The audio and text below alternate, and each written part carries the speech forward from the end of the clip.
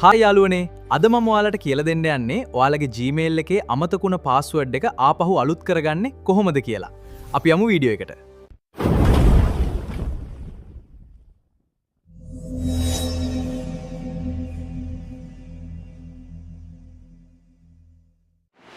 හරි යාළුවනේ.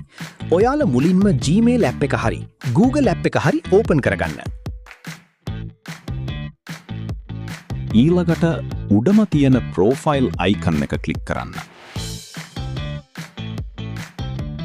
Manage your Google account. මත ක්ලික් කරන්න.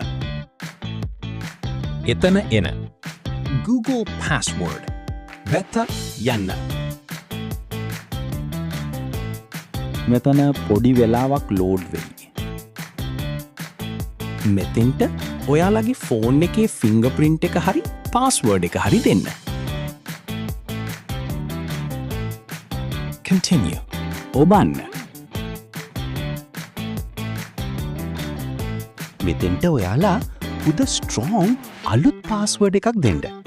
සිම්පල් කැපිටල් ලකුණු එක ඉලක්කම් හැෂ් වගේ ලකුණකුත් එක්ක.